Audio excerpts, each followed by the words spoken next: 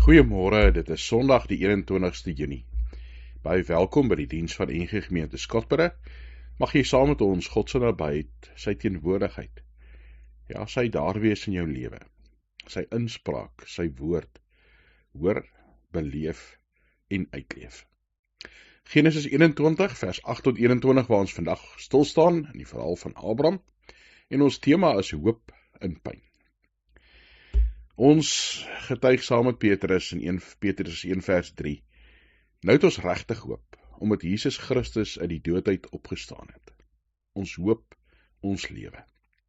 En dis my voorreg om jou te groet, vir jou te sê genade en vrede vir jou. Hierdie groet kom van God, jou Vader, kom van Jesus Christus, jou Verlosser. Kom deur die Heilige Gees, God wat in en deur jou woon. Ons tema hoop in pyn. Een van die goed wat vir mense die heel moeilikste is uiteindelik om te wag. Louis Smeets vertel dat op 'n stadium met sy 18-jarige dogter weggeloop, niemand geweet waar sy is nie, geen oproepe nie, geen boodskappe nie, kry haar nie by haar vriende of vriendinne nie by haar gunsteling plekke waarvan sy hou nie, en dan uiteindelik sê hy vir sy vrou, nou moet hulle die ding doen wat die moeilikste is, en dit is om te wag. Te wag dat sy uiteindelik sal terugkom. En vir ons as mense is dit ongelooflik moeilik om te wag. Hulle sê net 9% van mense is bereid om langer as 5 minute te wag dat 'n kelner hulle bestelling kom neem. Dan, as dit nie gebeur nie, staan hulle op en hulle loop. 20% van volwassenes kan nie eers langer as 'n minuut wag nie. As die kelner nie daar was nie, dan kook hulle al en wil hulle weggaan. Daar is 'n hele paar fases wat ons beleef wanneer ons sit en wag. Aan begin, terwyl ons wag, glimlag ons en is ons vriendelik en gemaklik, rustig. En dan na so 'n paar minute begin ons wonder, hier by onsself, waar is die mense? En dan verdwyn die glimlag uiteindelik en begin daai wonder selfs hardop raak. En dan loop dinge skeef. As ons in Genesis 15 en Genesis 16 lees, dan sien ons dat by die punt gekom het waar dinge skeef loop. In Genesis 15 verskyn die Here aan Abraham. Hy sê vir hom, moenie bang wees nie, ek sê skuld vir jou, jou loon is groot. Dan in vers 2, maar Abraham het gesê, Here, wat sal u vir my gee? Kinderloos gaan ek heen gaan. Die erfgenaam van my huis, Eliezer van Damaskus. Jy het nie vir my 'n nageslag gegee nie. Kyk, 'n seun uit my huishouding sal nie my erfgenaam wees nie. Abraham raak moedeloos en hy stry eintlik sommer met die Here daaroor. In Genesis 16 is Sarai so moedeloos dat sy vir Abraham sê, kyk, die Here hou my daarvan om kinders te hê. Gaan dan maar na my slavin. Miskien kan ek deur haar 'n familie opbou. En dan is Abraham nog steeds ongeduldig hier die vorige hoofstuk uit en hy gaan doen wat Sarai sê. Ongeduldig ons as mense.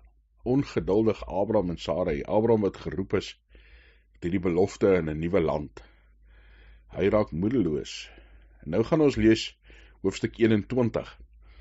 En ons tema, onthou dit vanoggend, hoop in pyn. Ja, die pyn van ongeduld. Ons gelees die pyn wat ons self veroorsaak deur ons ongeduld. In dit alles is daar vir ons hoop. Voordat ons lees, kom ons sluit ons oë en bid saam. Here, baie dankie dat ons kan saam wees as die kinders, dat ons kan saam stil word rondom die woord. Dankie dat ons vry is om dit te kan lees, nie hoef te vrees vir vervolging. Here, ons bid vir medegelowiges wat nie so vry is nie. Sterk hulle in hulle geloof. Mag hulle duidelik u stem hoor, maar mag ons ook duidelik u stem hoor. Here, hoor en doen. Spreek, Here, u kinders luister. Amen. Genesis 21 vers 8. Die kind het gegroei en is gespeen. Abraham het op die dag toe Isak gespeen is, 'n groot feesmaal gehou. Sara sien toe vir Hagar, die Egiptiese vrou, en sy seun wat sy vir Abraham in die wêreld gebring het, dat hulle spottend lag. Sy het toe vir Abraham gesê, jaag hierdie slavin en haar seun weg, want die seun van hierdie slavin mag nie saam met my seun Isak erf nie. Maar die saak was verkeerd in Abraham se oë, omdat dit sy seun was. God het egter vir Abraham gesê, laat die saak tussen jou seun en jou slavin nie verkeerd wees nie, in jou oë nie. Alles wat Sara vir jou gesê het, luister maar na haar, want daar sal vir jou nageslag met die naam van Isak verwys word. Maar ook die seun van die slavin sal ek 'n groot nasie maak, omdat hy jou nageslag is. Abraham het die môre vroeg opgestaan en hy neem toe brood en 'n sak water en hy gee dit vir Hagar, sit dit op haar skouer en ook die kind en stuur haar weg. Sy het vertrek en in die woestyn van Berseba rondgedwaal. Toe die water in die sak opgeraak het, het sy die kind onder een van die struike neergesit. Sy loop toe en gaan sit aan die ander kant, so ver soos 'n mens met 'n pyl kan skiet, want het sy gedink, ek wil nie die dood van my kind aanskou nie. Terwyl sy daar sit, het sy hardop begin huil. God het die seun se gehuil gehoor, en toe roep die engel van God na Hagar en vra, wat is fout, Hagar? Moenie bang wees nie, want God het die gehuil van die seun, daar waar hy is, gehoor. Staan op, tel die seun op en hou hom styf vas, want tot 'n groot nasie wil ek hom maak. God maak toe haar oë oop. Sy sien 'n put, sy loop daartoe, maak die watersak vol en laat die seun drink.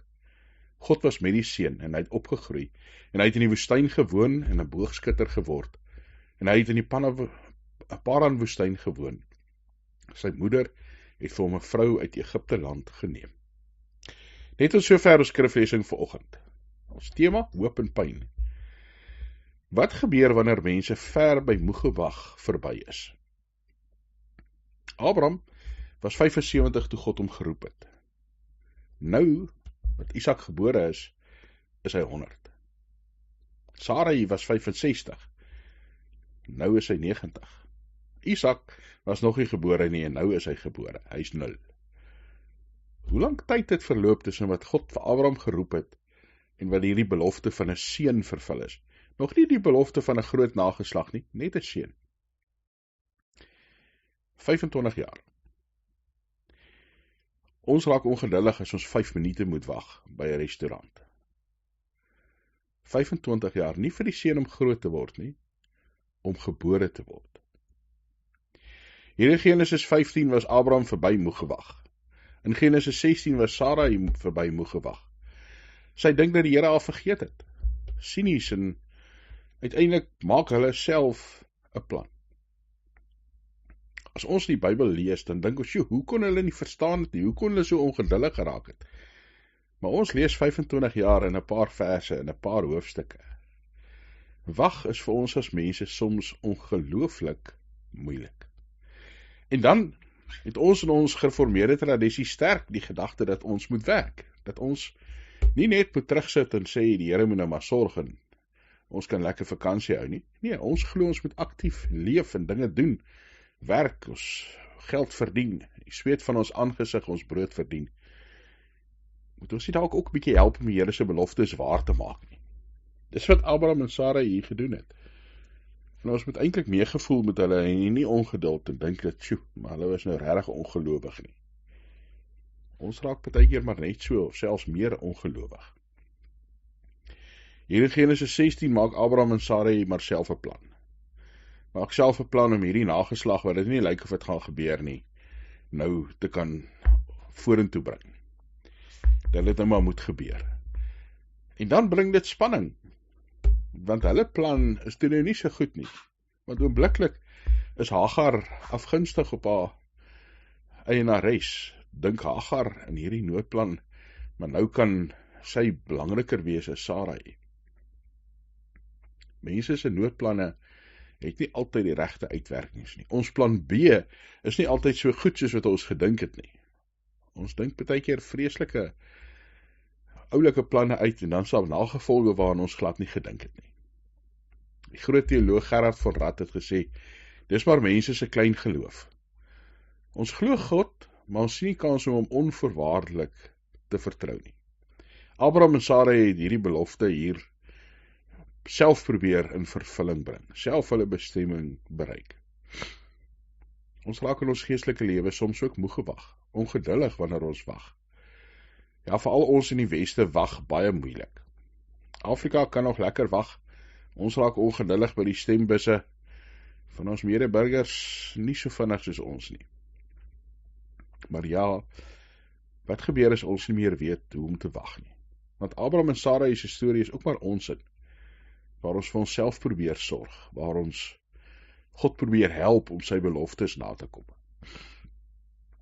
Daar is 'n baie hartseer verhaal uit die Tweede Wêreldoorlog. Daar was 'n Duitse komponis, Hugo Distler, en in die tyd van die Tweede Wêreldoorlog is al die mans in Nazi opgeroep vir militêre diens. Nou, Hugo Distler was 'n baie goeie musikant en 'n baie diep gelowige. En hy was ontsettend gekant teen wat die Nazi-regering gedoen het, en veral hulle vervolging van mense en die oorlog teen die wêreld. En dan kry hy die oproepinstruksies om as soldaat te gaan dien. Hy was hoogs ontsteld en hy het glad nie meer daaroor kans gesien nie. Ernstig gebid daaroor, en dan uiteindelik voel hy so ernstig oor dat hy hierdie hartseer besluit neem om uiteindelik sy eie lewe te neem.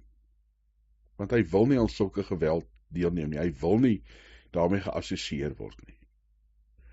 En net voor hy het gedoen het hy Bach se alle eer aan God in die hoogste gespeel. En dan die dag wat hy sy lewe neem, wat hy selfmoord pleeg, kom 'n brief aan van die Nazis by die huis, wat sê, u word van alle militêre diens vrygestel, sodat u kuns sonder onderbreking kan beoefen. Soms raak ons net te ongeduldig. Ja, die Bybel help ons om geduldig en gewillig te wees terwyl ons wag. Gewag beteken nie dat ons terugsit en niks doen nie, maar dat ons doen wat God vir ons vra. Dat ons sal onthou, dit gaan oor God en nie oor onsself nie. Die glorie van God is die belangrikste, en dat ons God gehoorsaam terwyl ons daarmee besig is. Dat ons sal onthou, ons vreugde en ons vrede kom van God af, en nie van ons eie wil en wat ons self wil hê en hoe ons wil hê die wêreld moet werk. Ja, ware geloof is 'n grond op God se woord, nie op die vervulling en die wysheid van mense nie. Iemand het gesê, faith is living without scheming. Wat jy doen terwyl jy wag, vertel nogal hoe groot jou vertroue op God is. En ons ongeduld maak ons as mense droog. Abraham en Sarah het ons in hierdie verhale gelees droog gemaak. Hulle eie plan gemaak, en dan bring dit spanning in hulle huishouding. Dan bring dit twist tussen seuns, dan bring dit twist tussen ma's. Daar's 'n storie van wat so iets wil vertel van vertroue en wantroue. 'n Man word gejaag deur 'n leeu, en hy hardloop en hy kom by 'n kraans, en hy besef, hier's moeilikheid, hierdie leeu gaan vir my vang. En hy kyk so oor die kraans, en hy sien net hier onder hom is 'n tak. En hy spring af en gryp die tak, net toe die leeu hom wil gryp. Maar hier by die tak is hy buite bereik van die leeu, en hy hang veilig. Toe is daar 'n bietjie van 'n penarie, want na by die tak is 'n rotskeer, en daar kom 'n muis verrot daar uit, en hy begin in hierdie tak kou, tussen die man en die kraans, en die man besef, as hy so afkyk, is die grond net 'n klein spikkeltjie, hy gaan hom hier mors doodval. En dan begin hy bid, en hy sê, Here, as U daar is, help my, enigiets, wat ek doen, wat U vir my vra, dit sal ek doen, help my net asseblief. En dan kom daar 'n stem uit die hemel, wat sê, daar's net een manier hoe ek jou kan red, los die tak, ek sal jou vang. En die man kyk na die rot, en die man kyk na die afgrond hier langs hom, en die grond wat so ver is, en hy maak sy oë toe, en hy sê, is daar miskien iemand anders wat kan help? Selfe storie, leeu jag 'n man, hy kom by die kraans, hy sien daar's 'n tak, spring, gryp die tak, veilig van die leeu, hier kom die rot uit, en begin kou in die tak, en die man besef, hy gaan homself doodval.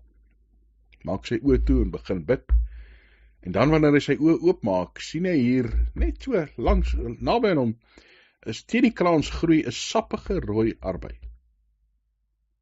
Rotte hou ook van arbei. Maar toe die man hierdie arbei sien, vat hy hom en hy pluk hom. Een hand hang in die tak, en die ander hand pluk hom, rot besig om te knaag aan hierdie droë stuk hout, en hy hap die arbei, die soetste, heerlikste, laaste maaltyd van sy lewe.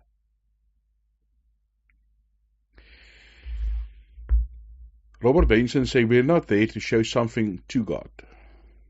We are here because of God. The one who wants to be completely known, The one who has something to show us. Ons raak baie keer so vasgevang in dit wat ons voor ons sien, in hierdie oomblik dat ons God mis, dat ons moet leer om op God te vertrou. Soms is God hastig stadig. God laat ons baie keer wag, en dan raak ons ongeduldig. Tot nou toe het ons in die storie gehoor, in die preek van ongeduld en van droogmaak, en van verder droogmaak. Maar God is 'n God wat vir ons hoop bring in ons pyn. Ja, te midde van Abraham en Sarai se droogmaak en Ismael en Hagar, word Isak nog steeds gebore. En dan word Hagar en Ismael weggejaag. Probeer Abraham en Sarai as ter ware hulle fout regmaak, deur nog verder droog te maak. En Sarai, of Hagar en Ismael, ly daaronder. Dan lees ons vers 17, God het die gehuil van die seun gehoor. Toe roep die engel van God vir Hagar uit die hemel en sê, Hagar, wat is verkeerd? Moenie bang wees nie. God het die seun se gehoor daar waar hy lê en huil onder die bos. Daarmee saam staan op, tel die seun op, hou hom styf vas, want tot 'n groot nasie wil ek hom maak. God strek sy belofte vir Abraham ook oor Ismael. Ja, in die pyn en die hartseer wat Hagar en Ismael beleef, gee God ook vir hulle hoop en 'n belofte. Abraham en Sara se planne het droogmaak, het seer en skande gebring, maar God vergeet dit nie. God onthou hulle, God onthou ook vir Hagar en vir Ismael. Baie keer het as ons na die verlede kyk in die kerk, maar baie en mense baie kwaai opgetree teen kinders wat onskuldig is aan hulle ouers se optrede. God vergewe, God is genadig. God bring vir ons hoop, ja, selfs wanneer ons weggejaag word, wanneer ons in die woestyn loop en dink dat ons nou moet doodgaan.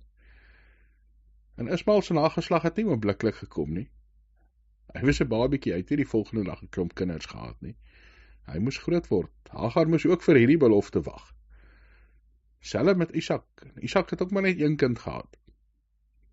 Jakob. Daar was 'n seentjie wat sy ouma vir hom gevra het, my kleinseun, bid jy elke aand? En die kleintjie antwoord met groot entoesiasme, ja ouma, elke liewe aand. En sy ouma vra, en in die oggende? Nee, sê hy ouma, in die dag is ek nie meer bang nie. Ons bid nie net tot God wanneer ons bang is nie. Elke dag. Partykeer het ons God se gebed meer in die dag nodig as in die nag, want in die dag raak ons ongeduldig en dan maak ons droog. In die nag slaap ons net en dan is ons veilig en rustig. Brewe Singer het gesê, ek bid net as ek in die moeilikheid is. Dit beteken dat ek eintlik permanent, heel dag, elke dag bid. As ons in die wêreld van Hagar staan, sy slavin, onskuldig ingesleep, by hierdie kinders van Abraham en Sarai, dan kry sy 'n kind, dan word sy weggejaag. Sy en haar kind die woestyn in, sy is so moedeloos dat sy dink hulle gaan doodgaan. En sy wil ver wees, want sy wil nie sien hoe haar baba doodgaan nie. Sy verdien nie hierdie gemors waar sy is nie. Ja, sy dalk ook maar vir Sarai bietjie met afguns behandel, dalk bietjie haar houding nie so goed gehad nie, maar sy verdien nie wat met haar gebeur nie. En tog hoor God haar. Die naam Ismael beteken God hoor. Ons probleem is dat ons hastig is, maar God is nie. Daarom moet ons sit en wag. Wag op God en onthou dat God die een is wat sien, dat God die een is wat roep, dat God die een is wat hoor, dat God die een is wat getrou is. Ja, partykeer onthou ons dit nie. In 'n konsentrasiekamp in die Tweede Wêreldoorlog was daar teen 'n tronkmuur geskryf, ek glo in die son, al skyn dit nie. Ek glo in die liefde, al voel ek dit nie. Ek glo in God, al is hy stil. Dalk al hoor ek hom nie. In die wagkamer van die lewe moet ons onthou dat God, soos Jesaja sê, sy arm nie te kort is om te hoor nie, of te help nie, sy oor nie te doof is om te hoor nie. Daar is 'n tradisionele Franse gebed uit die 11de eeu. Kom Jesus, helder en stil en lig. Verlig ons donker lewe met u helder daglig. Gids van die swaksiendes, ster van ons donkerste nag. Openbaar in ons die regte pad. Wys vir ons u hemelpad, sodat ons lig kan wees vir ander wat op u wag. Here, vergewe ons ongeduld. Ja, partykeer kan ons nie eers vir 5 minute wag nie. Selfs nie eers vir 'n minuut nie. Maar Here, u tyd is nie ons tyd nie. Help ons om terwyl ons wag nie ongelowig te raak nie. Here, nie passief te wees en net oor te gee nie. Maar ook nie droog te maak wanneer ons dalk in ongeduld eie planne maak nie. Lei ons deur die Heilige Gees, Here, om reg te leef, om reg te doen, om geduldig te wag. Dankie dat u ook ons foute, ook ons droog maak, gebruik om hoop en lewe te bring. Ja, Here, dat daar uit stikkende verhoudings, swak besluite, ook mooi dinge en nuwe lewe kan kom. U, Here, is die een wat 'n gebroke wêreld heel maak, nuut maak, wat 'n stikkende mens 'n nuwe mens maak, wat 'n verlore mens 'n geredde mens maak. Mag ons dit onthou, mag ons daarmee saamlewe. Here, ons plaas ons lewens, ons uitdagings, ons seer, ons swaar in u hande, en ons bid dat u ons sal hoop, geduld en krag gee. In Jesus Christus se naam bid ons dit. Amen. Mag die Here jou seën en jou beskerm. Mag die Here sy aangesig oor jou laat skyn en jou genadig wees. Mag die Here jou gebed verhoor en in jou vrede gee. Amen.